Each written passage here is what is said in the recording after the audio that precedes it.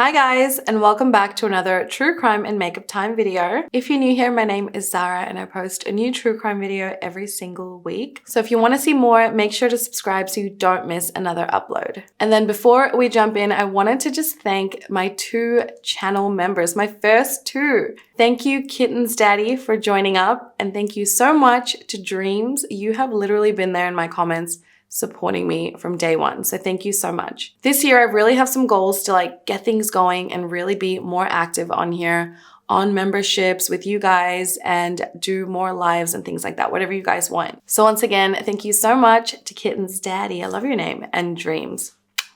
Today's case, I don't even know how I came across it, but when I kept reading into it, it really highlights how humans can really act inhumane.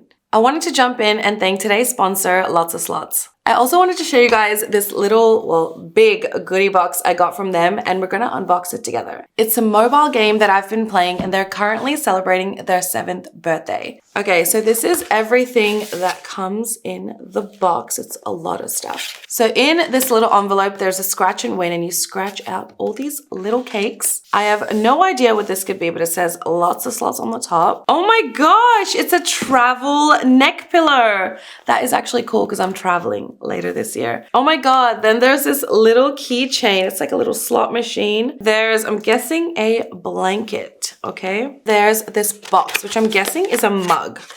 What do you guys think it is? It's a mug, a little mug, and it says happy birthday. I think my favorite thing though is definitely that neck pillow. I'm gonna be using that because you need to sleep on a plane. Ooh, I wonder what we won. That was so cute and fun, so thank you, LotsaSlots. LotsaSlots is a free-to-play mobile game that you can play anywhere and anytime. They offer an endless collection of thrilling slots that will keep you entertained for hours on end. You can unlock over 77 million free coins when you download LotsaSlots using my exclusive promo code ZARA. Just pop in the code after signing up and you'll immediately boost your chances of hitting that first grand jackpot. With new slots unveiled every single week, you're never going to run out of exciting options. Whether you like the classic Vegas vibe like Lava Loot, or you crave the latest and popular games like their anniversary exclusive Piggy Craze. You can play and win anywhere and anytime. I like to personally play when I'm waiting for an appointment or something like that because it just makes the time just go so much faster. My favorite theme right now is the Aladdin one, kind of like my heritage, right? Kinda.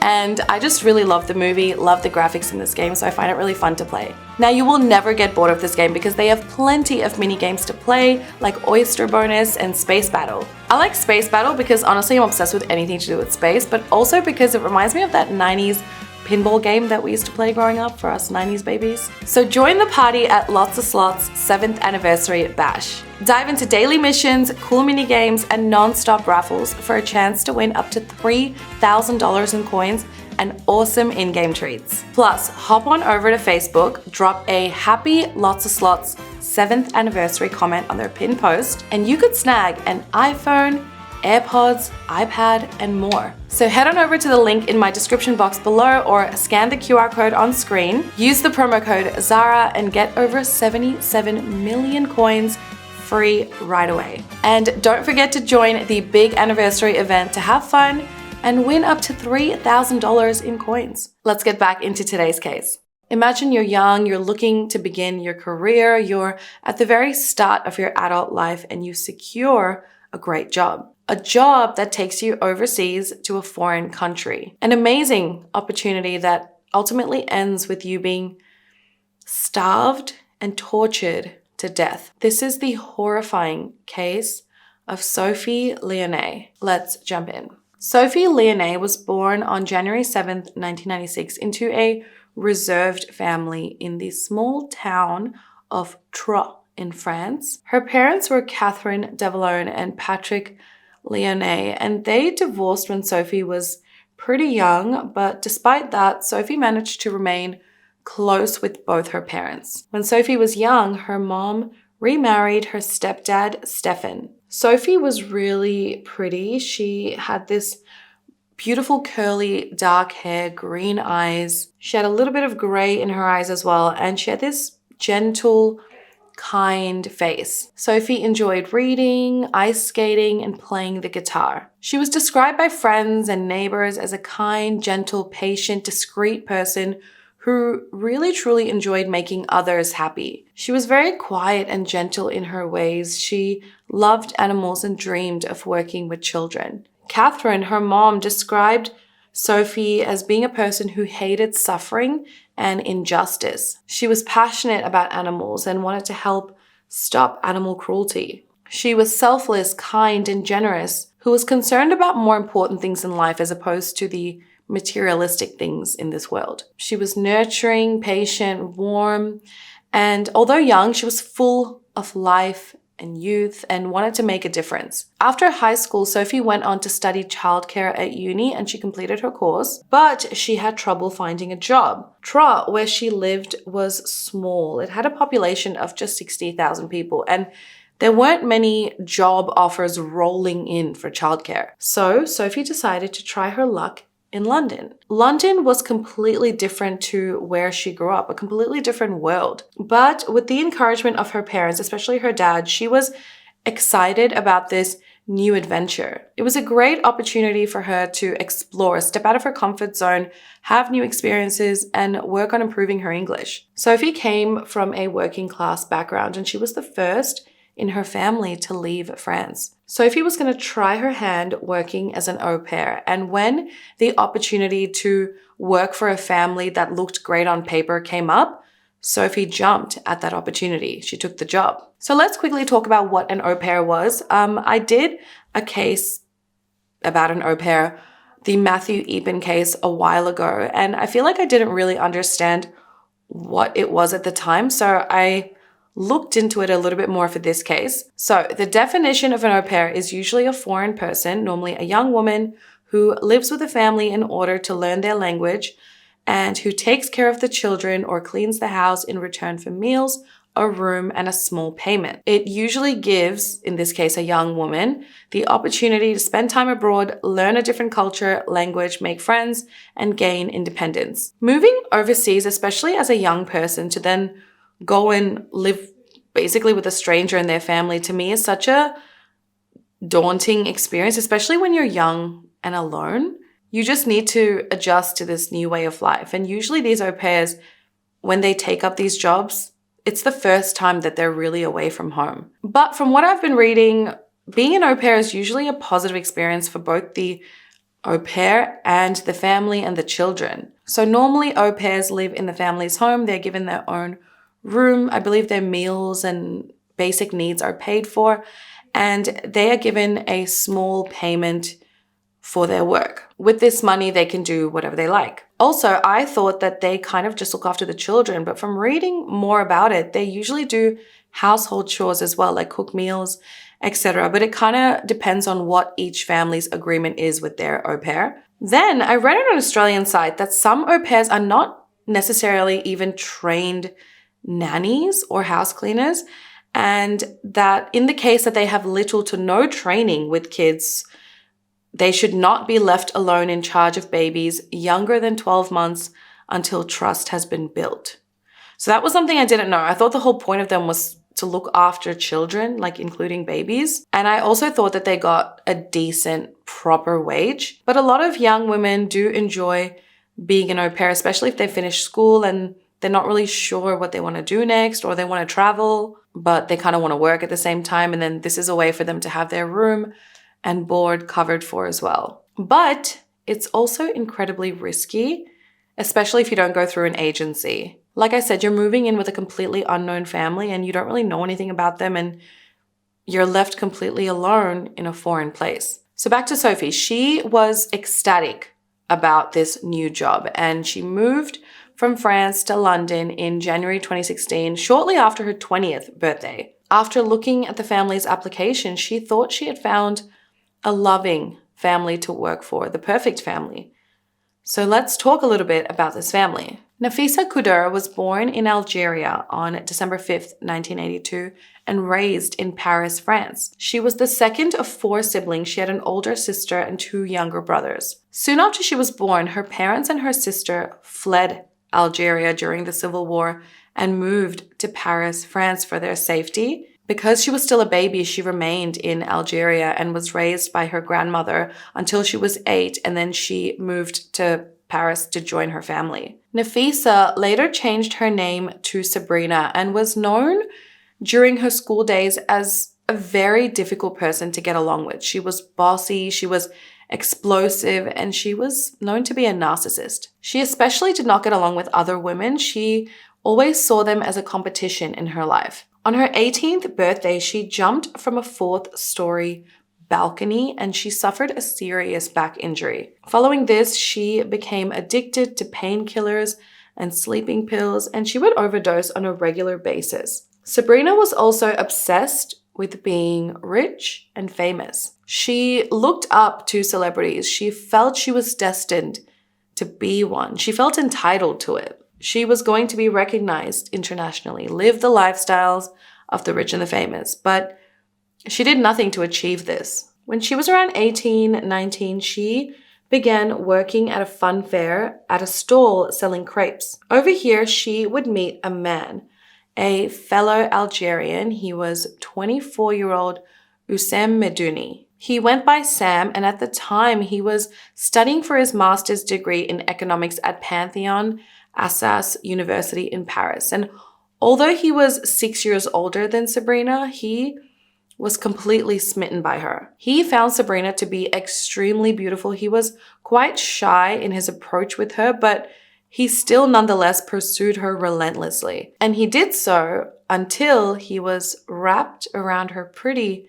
little finger. He said he felt like he won the lottery when she agreed to date him. Their relationship was rapid from the start. They fell in love very quickly, but it was also described as a dysfunctional and turbulent relationship, especially due to Sabrina's irrational jealousy and violence. She viewed every woman as a threat. However, funnily enough, it was actually Sabrina who often cheated on Sam. She would leave him regularly for other men, but she would always come back and he would always take her back. And he would take her back even when she betrayed him with his own friends. Sabrina was the dominant one in the relationship and Sam was just her lapdog. Sam wasn't a very confident man despite having a lot going for him, and he was just really in love with Sabrina. Sam had a good job at a French bank and he earned good money. I mean, he had to because someone had to fund Sabrina's extravagant lifestyle. Remember, she was a celebrity, guys. Sam had 2 flats that he owned in Paris, and he would rent these flats out to fund her lifestyle. He stayed with her despite her threatening his own father with a knife, overdosing on pills, jumping out of windows, and being admitted into a psych hospital suffering from bipolar disorder. He kept on coming back to her. A toxic relationship. In the year 2005, when Sabrina was 23, but some sources are saying it actually happened in the year 2009, Sabrina decided she was going to move from Paris to London. She wanted to improve her English, find work, and just change up her scenery. She wanted to pursue fame and fortune. But she did all this.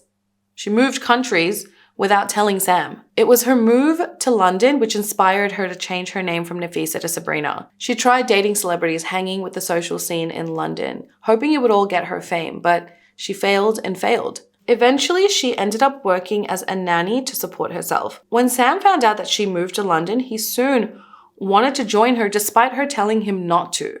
It's kind of clear that she's not really interested in Sam at this point, and he was more there for convenience. But Sam uprooted his entire life and moved to London to be with the love of his life, Sabrina. So he then moves to London, and again, he secures a really good job as a financial analyst for the French bank called Société Générale.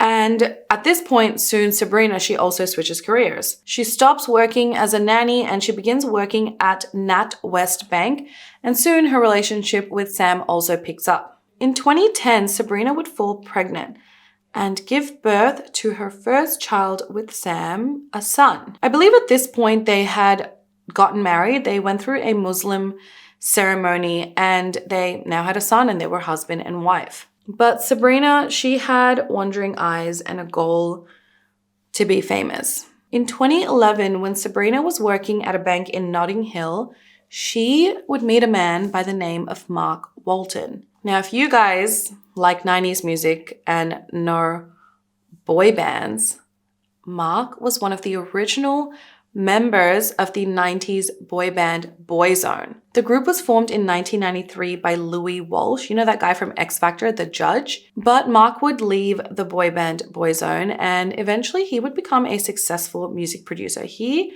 was a manager of the boy band Blue. Do you guys remember Blue? The best. And then he also worked with Enrique Iglesias, Lady Gaga, Shaggy, and Jennifer Lopez. I looked him up and I think he's a billionaire.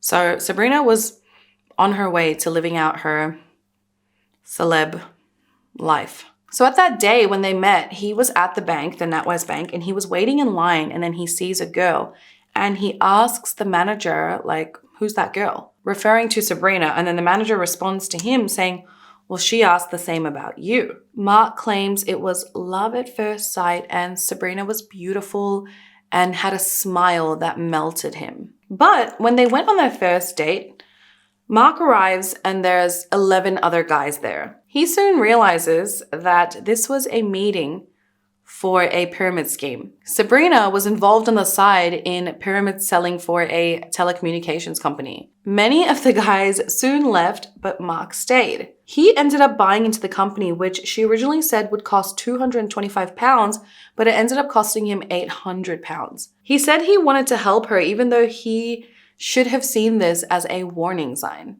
They soon began a relationship. They would talk on the phone every single day, and then after 6 months, they would move in together. He moved into her apartment and began paying her £2,000 a month rent. She had told him about her troubled past, how she had been raped and abused by other men, and he really just wanted to save her. She was on her way to becoming a socialite, a celebrity's girlfriend, which in turn would make her a celebrity, right? Everything she ever wanted and worked so hard for. Now, given that she was technically married to Sam, I'm like, where the hell was he? I have no idea where he lived, what their arrangements were for their son. I couldn't find any information on that. But it seems like obviously Sabrina is the problem here because soon, her relationship with Mark would turn toxic as well. She had mood swings, often yelling and screaming at him, and once she even threw a glass ashtray at him. Yet Mark says that she had a psychological power over him too. She was emotionally and physically abusive. There were moments that he did feel in danger in their relationship, but he never really felt that she was really going to do anything. After they were together for around 14 months, Mark found photos of Sabrina with another man. He confronted her about these photos, but instead she exploded, claiming that he was trying to somehow control her. She threw 30 photos out of their apartment window and began hitting him. He claims they had 4 full-time nannies, which he paid for her son, and she was always accusing him of sleeping with all 4 of these nannies. She set up cameras, she would look through his things, she was convinced. But soon she became pregnant. And Mark, believing that he was the father, he was so happy. But after a few months, Sabrina randomly disappeared back to France. And she tells him that she had to go there because her mom was allegedly sick. When she's there, she calls Mark and she tells him on the phone, the baby is dead. Move on with your life. And then she hung up. Which is just wild because 2 seconds ago, he's in like a happy relationship with her. They're having a baby. Everything's great. Then the next moment she's moved out of the country and they've lost their baby. But soon Sabrina's brother calls Mark and says, no, the baby is alive. Despite this, he actually did stay with Sabrina for a little while longer before eventually moving to LA to just start fresh. A few days after he moved to LA, Sabrina was furious. She broke up with him and then cut off contact. She was not happy about this at all. Obviously, everything she had planned for was now broken. Mark continued supporting her from father. He continued sending her thousands of dollars, while at the same time, he was trying to arrange for a paternity test for the baby he apparently fathered with her. After they split up, Sabrina found herself alone again, and who did she turn to?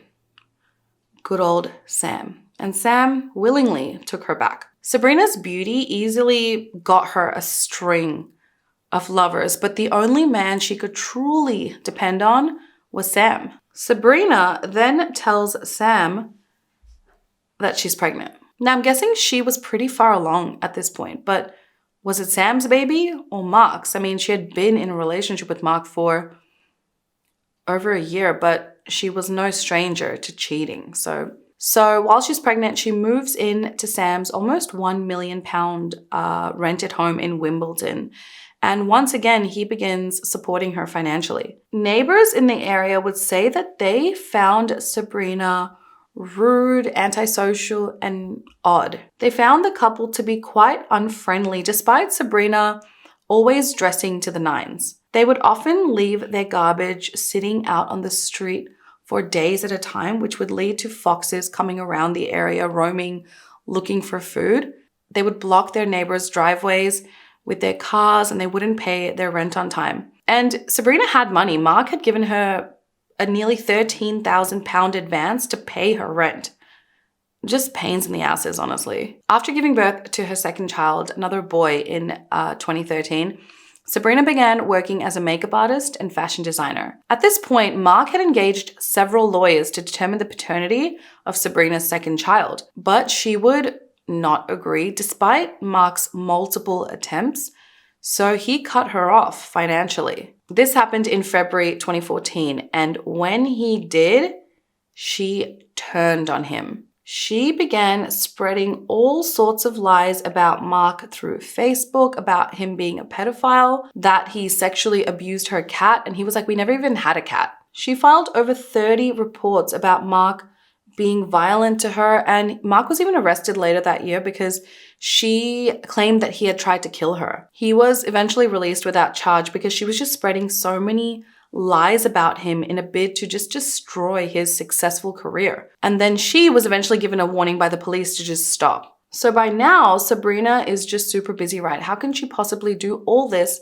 and look after two small boys? So Sabrina and Sam decided to hire an au pair. This is where 20-year-old Sophie comes back in. When Sophie first began working for Sabrina and Sam, things were going really well. They all had familiar backgrounds, all coming from France, and the kids absolutely loved Sophie, and she was really in her element. Sophie loved living in this prestigious area in Wimbledon. She loved exploring London in her free time, and she got along pretty well with Sabrina. She would often check in with her mom, Catherine, letting her know things were going really well. And she would often hang with Sabrina, just having a chat over tea in the kitchen. Sabrina even did Sophie's hair and makeup one time. Then things began shifting. Soon, Sabrina and Sam's demeanor towards Sophie changed. During this time, Sabrina began exhibiting extremely delusional behavior. Sabrina had become convinced that her 21-year-old au pair was having an affair with her ex, Mark Walton. Not only were they having an affair, they were also conspiring against her and wanted to harm her family. Sabrina also began demanding that Sophie take on more jobs than their original agreement. She was expected to clean their entire house on a regular basis, and this was on top of looking after their kids, cooking meals, and running errands. And for all of this, she got paid just £50 a week, and she worked over 75 hours a week. But then soon Sam would lose his job, and then this measly £50 per week payment would stop as well. Sabrina then began accusing Sophie of stealing valuable items in their home, and without any proof, she began punishing her, like taking away her freedom, her passport, her wallet, and began depriving her of food.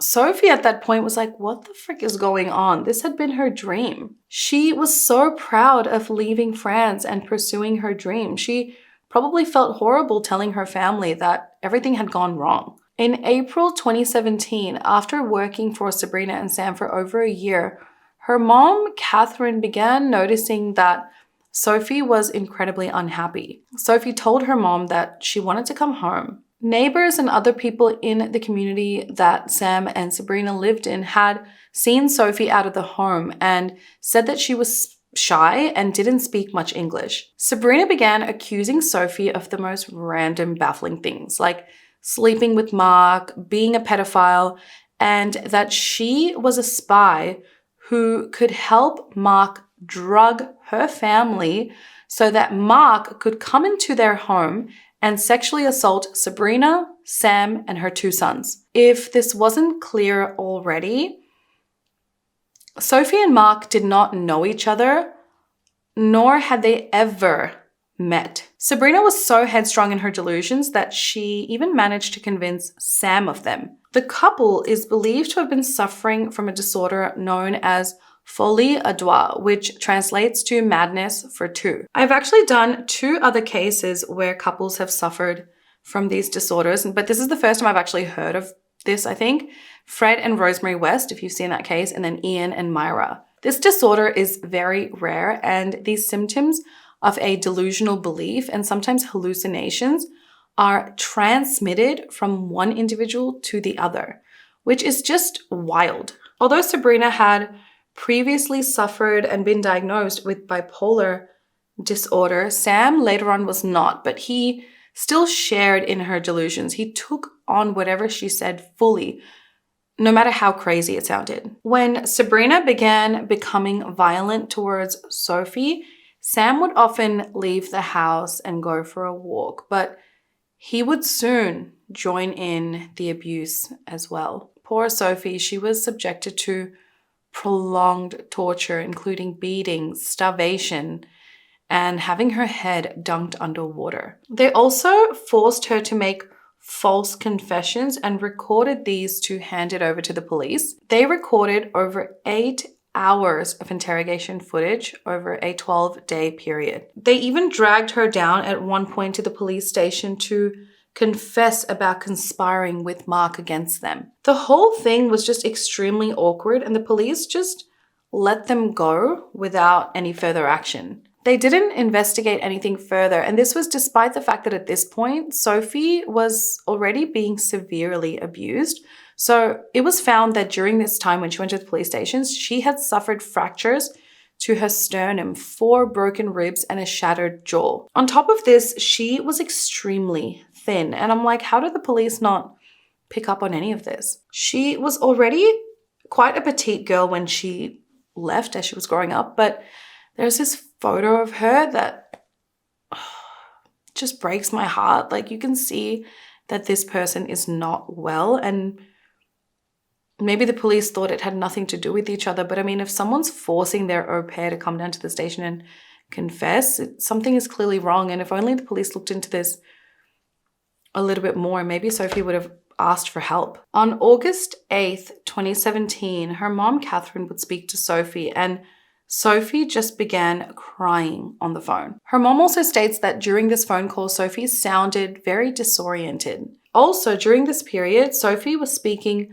less and less regularly to her family because she wasn't being paid, so she didn't have enough money to put on the calling card to be able to call home. It had been months of Sophie being beaten, no longer being paid, and being questioned and abused on a regular basis. It's super easy to say, well, why didn't she just leave? And I'm sure at least one of us have had this thought cross our minds. And I mean, during the last phone call with her mom offered to book Sophie a flight to get home the very next day back to France, which I believe she actually went ahead and booked. And Sophie had expressed how unhappy she was. So just leave, right? Get on that plane and go. But it's not that easy. And especially when you're that type of person that's so easily manipulated and controlled, they intimidated her and bullied her, and she possibly felt that she couldn't leave. They controlled her actions, where she went, how much she ate. How could she think she could just pack up her things and walk out the door? It's just so sad, the fear that Sophie would have felt. On top of that, I wonder if she felt bad for the children, and that was one of the reasons why she didn't just leave. What were their lives living with parents like Sabrina and Sam? The kids loved Sophie. Did they witness how their own parents treated her? Maybe she felt like she couldn't leave the kids without them having help in case they did something to the kids. By the end of August 2017, Sophie was not allowed to leave the home at all. On Wednesday, September 20th, 2017, neighbors noticed that Sam and Sabrina were having a barbecue, which looked extremely odd. They saw smoke billowing in the backyard, flames that were extremely tall, and a smell that was intense and putrid. Soon, the neighbors called the firefighters because they were afraid this barbecue blaze was gonna just get out of control. When the firefighters arrived, they were also alarmed by the smoke and the smell. So they made their way to the backyard where they were greeted by Sam and Sabrina, and they saw Sam cooking chicken on a small barbecue. They were just chilling, like, what's up? No big deal. The firefighters then began putting out the flames, and when they did, one of them noticed something odd among the charred remains. He comes in for a closer look in this like barbecue pit thing, and he sees human fingers and a human nose. Horrified, he asks them, "Why are you burning a body?" Sam, super calm, says, "No, I'm a farmer. That's a sheep." But his face looked defeated, and the police were called immediately. The two of them were arrested, and later on, a pair of melted eyeglasses was found in the fire, and the gruesome discovery of 21-year-old Sophie's body was made. Then they also discovered how sad and violent her last few months of life were while living in the home with Sam and Sabrina. It stated that Sophie was forced to sleep in a bunk bed room with the couple's two young children, and she was regularly beaten with an electrical cable, denied food, and rarely allowed to leave the home. She was kept locked in a small, dark room, only allowed to leave to use the bathroom, and it's also alleged that she may have been subjected to sexual assaults as well. They regularly recorded their interrogation sessions with her where they would dunk her head underwater until she admitted to their delusions. Police recovered 8 hours of interrogation footage, like I said, and in one of them, Sabrina says, "So where is Mark Walton's house? Because you fancy him. He is charming. I don't think he abused you. You wanted it. And whenever you come back to this house, I smell sex." Police would then find a note written by Sophie, which she wrote, "Why me? I need help to stop them." And that's exactly what I was saying before. Maybe she was afraid for the children's safety and wanted to stop them and help the kids. It is believed that Sophie was drowned and killed in the children's bathtub. They then tried to burn her body in a barrel. Sam was caught on CCTV buying items to start a bonfire. The barbecue chicken, well, they did that to try and disguise the smell of what they were doing. Her remains also showed she had healing fractures to her sternum, 4 broken ribs, and a shattered jaw. And Sophie at the time was emaciated and extremely thin. And if that wasn't enough, the couple is alleged to have had sex next to Sophie's dead body after murdering her. There really are some sick people in this world. During the trial, Sam and Sabrina each blamed each other for taking Sophie's life. Neither of them showed remorse or any guilt. Sabrina was the one who told police that Sam forced her to have sex next to Sophie's body after he murdered her. Both, however, admitted to plotting to get rid of the remains in a bonfire in their own garden. Mark Walton testified during the trial that he had never met Sophie. He testified as to Sabrina's violent tendencies. The defense basically tried everything to find them innocent. Sabrina even wrote an apology letter to Sophie. Now, I'm not going to read this out. I normally would. I'm not going to read it because it is so full of shit and so disrespectful to Sophie. It's just an attempt for Sabrina to get a lenient sentence. She takes no accountability in it at all and basically acts like something happened to Sophie that was out of Sabrina's control. Sabrina's lawyers claimed that she was delusional and she would not survive in jail. Sophie's father stated that he would never forgive the individuals who took his daughter's life. He also mentioned that he suffered immensely while hearing about his daughter's violent last months.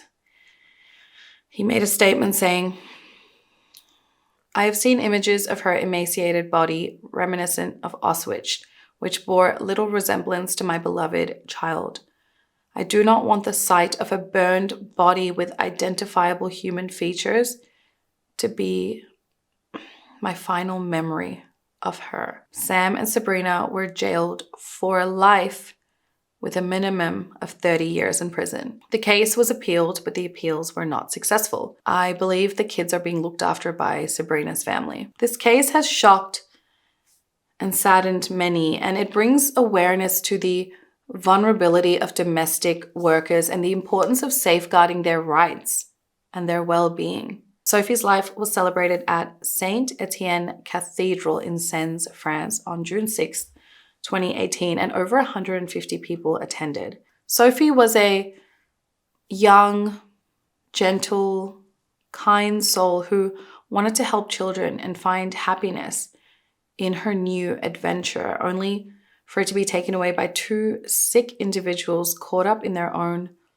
toxic relationship. Sabrina is she's so interesting because she's so crazy. I wonder whose baby that even is, if it is Mark Walton's baby, and this is what I always say, how do crazy find crazy, right? Sabrina ended up being with a guy who was going to support her delusions and let her just be. It's wild. This is one of the sickest cases I have done, and I can't imagine that these two people were being good parents to their two boys. If Mark really is the father of that youngest child, I hope with his enormous wealth, he can help those two boys and save them from any contact at all with these sick people. What a sad end to this young woman's life. I mean, there are no words for what she had to go through, and it's just horrific. Rest in peace, Sophie. Let me know your thoughts on this case down below in the comments, guys. And I will see you in next week's video. Besitos. Bye.